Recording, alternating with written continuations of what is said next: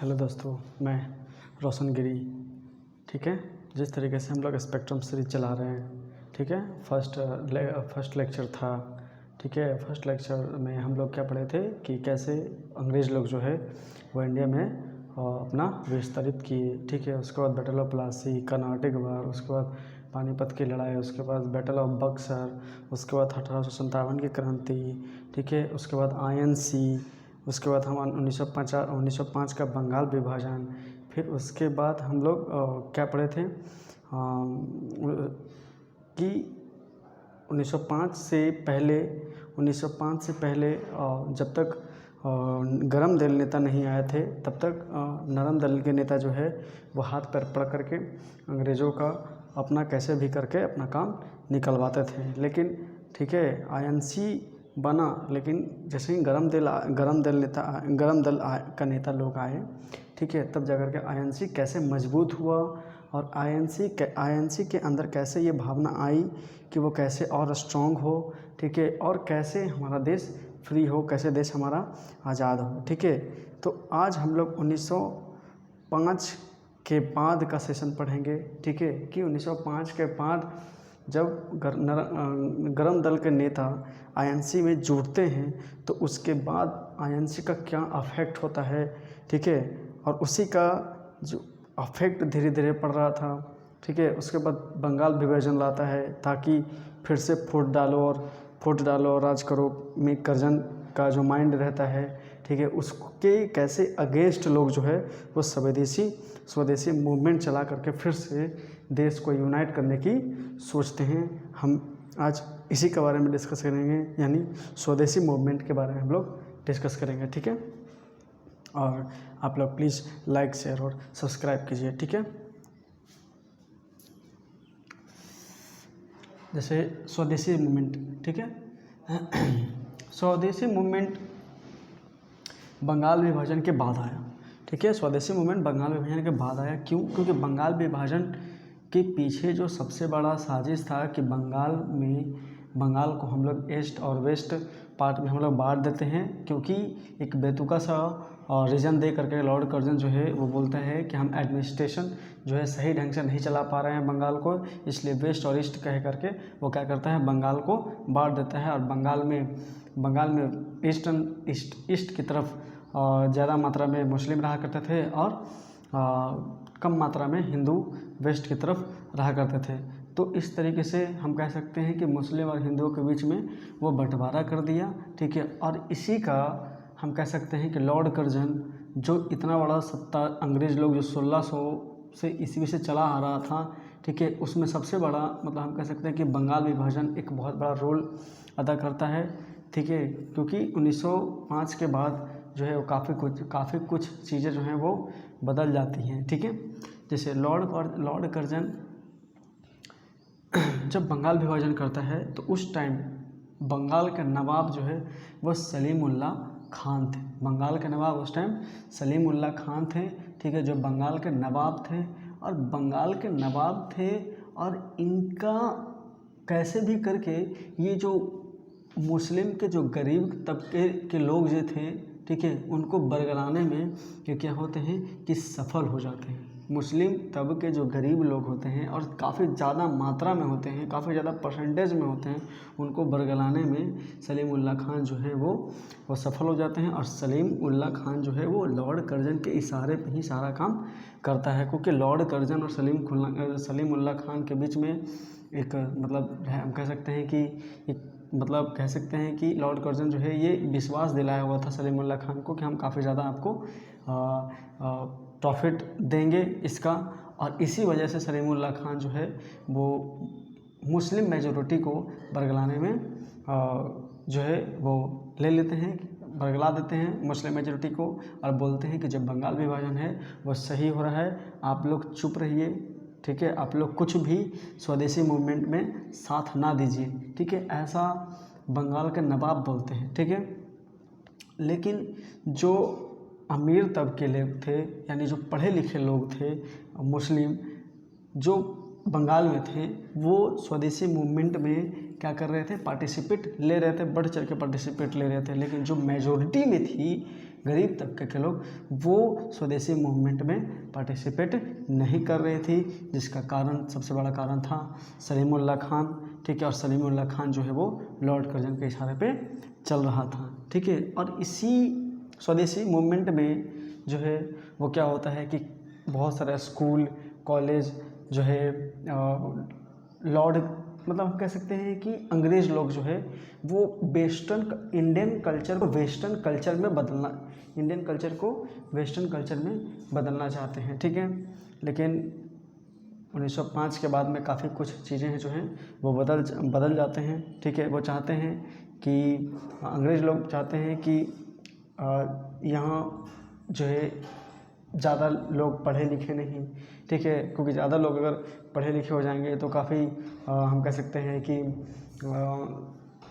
इनका विरोध करने में सबसे ज़्यादा उन्हीं का हाथ रहता है, ठीक है। तो 1833 में एक एक्ट आता है जिससे इस एक्ट को इतना, मतलब कह सकते हैं कि एजुकेशन ना के बराबर जो है कर दिया था अंग्रेज़ लोग 1833 में। एजुकेशन 1833 का एक्ट ला करके, ठीक है, जिसको हम लोग चार्टर एक्ट भी बोलते हैं, ठीक है, ठीक है।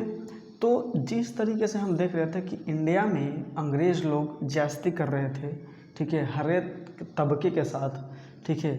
अगर हम यही बात करें अंग्रेज़ कि इंग्लैंड में अंग्रेज़ लोग कैसे रहा करते थे, ठीक है। इंग्लैंड में अंग्रेज़ लोग जो है वो जब सुभाष चंद्र बोस और रविंद्रनाथ टैगोर और अरविंदो घोष इस तरीके के लीडर जब जाते हैं इंग्लैंड में ICS का एग्ज़ाम देने, ठीक है, और वहाँ रहते भी हैं बहुत दिन तक, ठीक है, तो देखते हैं कि जिस तरीके से बिहेवियर ये लोग हमारे साथ इंडिया में करते हैं, इंग्लैंड में ऐसा क्यों नहीं करते, ठीक है। तो काफ़ी कुछ चीज़ें जो हैं इन सारे लीडर को, या फिर हम कह सकते हैं कि और भी जो जितना नेता गए थे इंग्लैंड में, उनको बहुत सारी चीज़ें समझ में आती हैं, ठीक है, क्योंकि वहाँ का गवर्नमेंट और यहाँ का गवर्नमेंट तो सेम टू सेम है। लेकिन ऐसा क्यों कि इंग्लैंड में हम जा रहे हैं तो हमारे साथ काफ़ी सही तरीके से बिहेवियर किया जा रहा है, लेकिन हमारे इंडिया में बहुत एकदम ब्रूटली तरीके से हमें दबाया जा रहा है। तो इस तरीके से हम कह सकते हैं कि काफ़ी ज़्यादा प्रॉब्लम होता है इन लोगों को, ठीक है, इनके माइंड में आता है ऐसा, ठीक है। और कह सकते हैं कि 1905 का जो बंगाल विभाजन हुआ था, ठीक है, इस बंगाल विभाजन का विरोध तो इंडिया में हो ही रहा था, ठीक है। इस बंगाल विभाजन का विरोध जो है वो ब्रिटेन में भी हो रहा था। तो ये सब भी जो है एक काफ़ी सोचने वाली बात थी, ठीक है। काफ़ी ज़्यादा इन लोगों को भी लगा, ऐसा माइंड में आया कि बहुत अंग्रेज़ लोग जो है हमारे साथ गलत कर रहे हैं, इंडिया में स्पेशली, हम ब्रिटेन में ज़्यादातर ऐसा नहीं करते हैं, ठीक है। तो इस तरीके से चल रहा था। और उसी टाइम जो है हमारा क्या होता है कि गोखले जो है 1905 के बनारस अधिवेशन, जब बंगाल विभाजन हुआ था 1905 का बनारस विभाजन, ठीक है, वो गोखले ही संभालते हैं, ठीक है।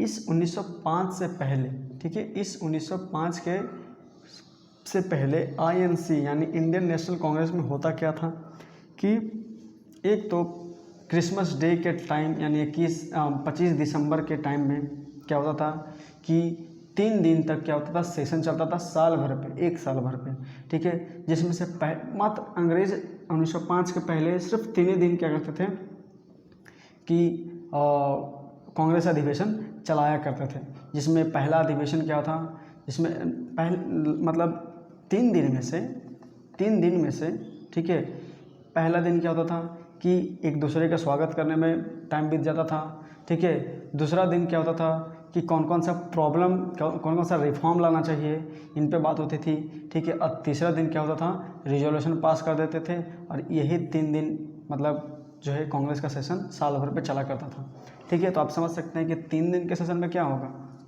कुछ नहीं होगा, ठीक है, बस आए पिए खाए पिए ऐश के चले गए, इस तरीके से काम होता था इनका, ठीक है। तो 1905 के बाद काफ़ी चीज़ें में बदलाव आती है, ठीक है।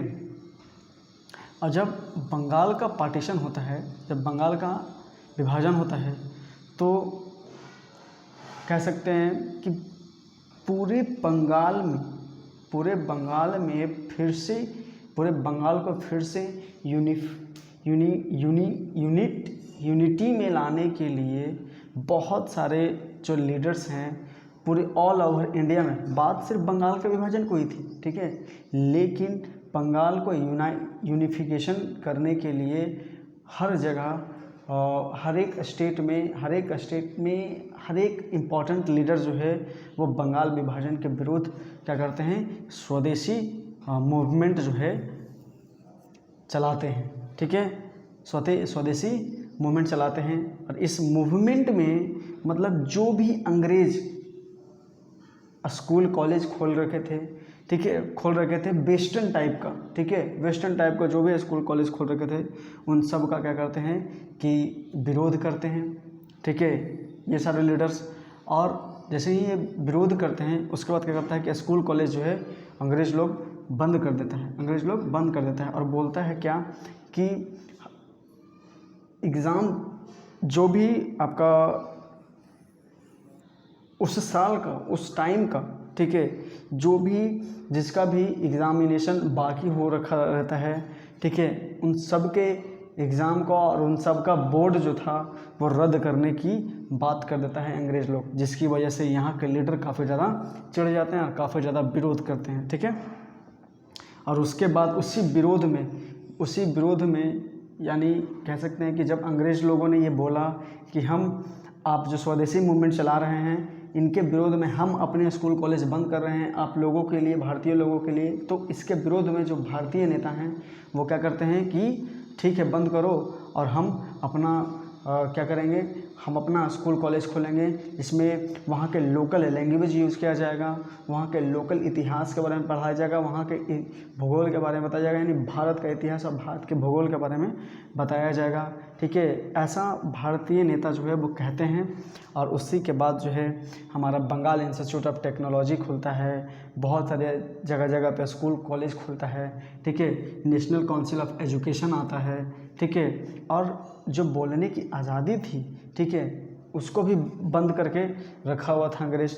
तो जो आईएनसी के लोग हैं, आईएनसी के जो स्ट्रॉन्ग फेवर में जो लीडर थे वो बोलने कि हमारे को बोलने की आज़ादी भी मिलनी चाहिए, ठीक है, आर्म्स रखने की आज़ादी मिलनी चाहिए, ठीक है। वर्नाक्युलर प्रेस एक्ट का विरोध करने लगते हैं कि वर्नाक्युलर प्रेस एक्ट जो है वो ख़त्म हो, ठीक है। यहाँ के जितना भी न्यूज़ एजेंसी हैं मतलब उनको क्या किया जाए, ओपन किया जाए, ऐसा जो है आईएनसी के लीडर्स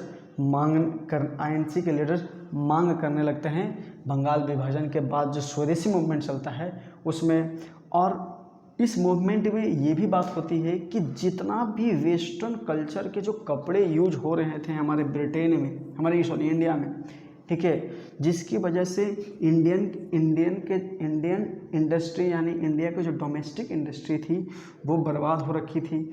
तो आईएनसी के लोग और जो लोकल लीडर्स होते हैं वो ये भी मांग करते हैं कि जो वेस्टर्न इंडस्ट्री से जो कपड़े आ रहे हैं उनको भी बैन करो, ठीक है। और नहीं बैन कर, अगर मान लिया कि ब्रिटेन मतलब नहीं बैन होता था तो इंडियन लीडर क्या करते थे कि जितने भी वेस्टर्न कपड़े होते थे उनको एक साथ रख करके जला दिया करते थे, ठीक है, जगह जगह पे जलाया जाता था, ठीक है।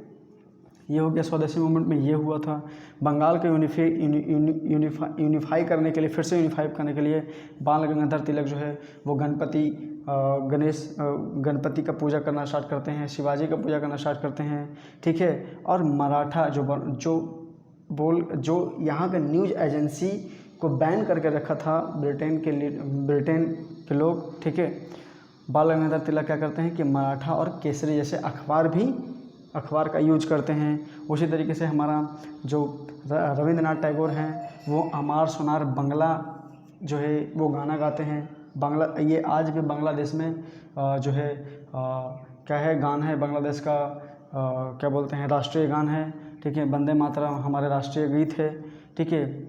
इस तरीके से, ठीक है, ये दोनों ये रविंद्रनाथ टैगोर गाए थे, ठीक है। उसके बाद बाइकआउट ऑफ फॉरेन गुड्स, ठीक है, जिसकी वजह से हमारा डोमेस्टिक इंडस्ट्री जो है वो सही हो, ठीक है। और ये तो जो स्ट्रॉन्गेस्ट लीडर या फिर जो पढ़े लिखे लोग थे वो ये सब कर रहे थे, ठीक है। लेकिन जो लोकल यानी जो गरीब तबके के लोग थे, जो पिसेंट्री थे, जो इन सब चीज़ों से अनभिज्ञ थे, जिसे इन सब चीज़ों का मालूम नहीं होता था, उन सब के लिए जो स्वदेशी मूवमेंट के जो लीडर्स थे वो क्या किए एक समिति बनाए और समिति बना करके क्या करते थे कि उन लोगों को बताया करते थे कि आप ऐसा करो, आपके साथ जो व्यवहार कर रहा है अंग्रेज़ वो गलत कर रहा है, आप इनके खिलाफ़ हो और आप हमारा साथ हो, ठीक है।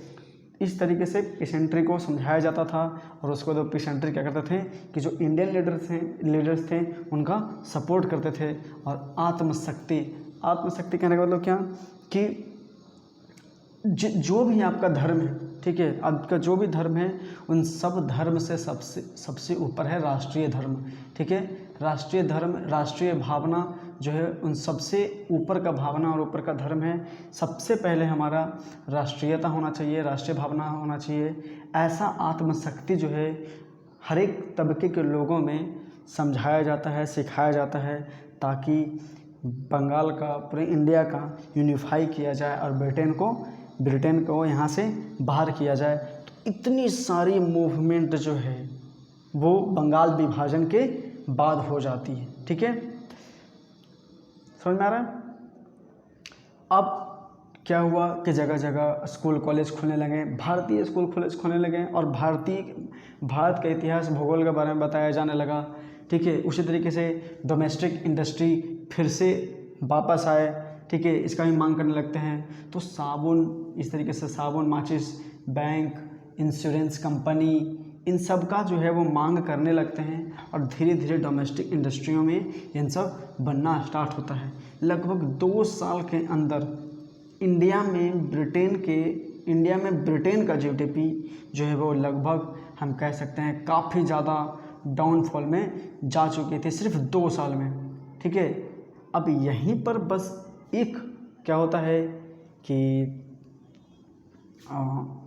भूल होती है, एक गलती होती है, एक मिस्टेक होती है, एक बिग मिस्टेक, ब्लंडर मिस्टेक, जो भी मिस्टेक बोलें हम, वो सारी मिस्टेक जो है वो 1907 में, ठीक है, 1907 में जो सूरत विभाजन होता है, ठीक है, समझ में आ रहा है।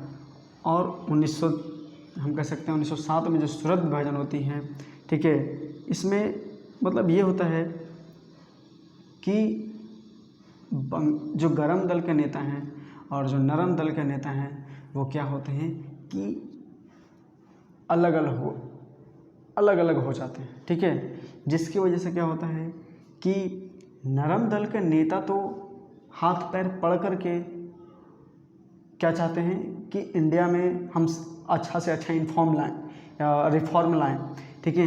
लेकिन जो गरम दल के नेता हैं वो चाहते थे क्या कि क्रांति आए और बिना क्रांति के अंग्रेज़ लोग यहाँ से जा नहीं सकते, ठीक है। तो इसकी वजह से इन दोनों के बीच में झड़प होती है और इस झड़प में क्या होता है, गरम दल के नेता और नरम दल के नेता बढ़ जाते हैं। और जैसे ही गरम दल का नेता बढ़ते हैं, ठीक है, क्योंकि अंग्रेज़ लोग जानता था कि आईएनसी को बनाने वाला हम ही हैं, ठीक है। और आईएनसी में हम कैसे पहचाने कि गरम दल के नेता और नरम दल के नेता कौन है, ठीक है, क्योंकि ये सब के सब आईएनसी में हैं। अब आईएनसी के अंडर के लीडर लोग जानते थे कि हाँ भाई ये गरम दल का नेता है, ठीक है। लेकिन जैसे ही गरम दल का नेता और नरम दल का नेता में डिवाइड बटती है, ठीक है, तो गरम दल के नेता को क्या किया जाता है कि किसी को जेल में बंद कर दिया जाता है, किसी को फांसी पर चढ़ा दिया जाता है, किसी को झूठे केस में फंसा दिया जाता है, किसी को नज़रबंद होना पड़ता है खुद को, ठीक है। जैसे अरविंदो घोष को नज़रबंद होना पड़ा था, ठीक है, बिपिन चंद्र पाल को भाग जाना पड़ा था और बाल गंगाधर तिलक को 6 साल की सज़ा मिली थी, ठीक है। और इस तरीके से आपको हम कह सकते हैं कि हुआ था। और 1906 में हम कह सकते हैं कि जस्ट इसके 1 साल पहले, बंटने से पहले 1906 में क्या हुआ था कि जो दादा भाई नौरोजी थे, ठीक है, वो स्वराज का मांग उठता है कलकत्ता सेशन में 1906 में। कलकत्ता सेशन में दादा भाई नौरोजी जो हैं वो बंगाल विभाजन के बाद स्वराज की मांग करते हैं। और बाल गंगाधर तिलक तो स्वराज मेरा जन्मसिद्ध अधिकार जो है वो गाना ही गाने लगते हैं और इसी गाना को यूज करके लोग जो है वो स्वदेशी मूवमेंट में यूनिफाई होने लगते हैं और स्वदेशी मूवमेंट को स्ट्रॉन्ग करने लगते हैं। लेकिन सिर्फ और सिर्फ 1907 का जो सूरत विभाजन हुआ उसकी वजह से हम कह सकते हैं कि स्वदेशी मूवमेंट जो है वो वीक होने लगा, ठीक है, वीक होने लगा। हालांकि ये काफ़ी हम कह सकते हैं कि एक बहुत बड़ा रोल जो है स्वदेशी मूवमेंट करता है, लेकिन बस वही, अगर 1907 का स्रोत विभाजन नहीं होता तो स्वदेशी मूवमेंट के बाद ही हमें शायद आज़ादी मिल जाती। ठीक है, तो इस तरीके से आप देख रहे हैं कि हम स्पेक्ट्रम सीरीज़ का लेक्चर चला रहे हैं।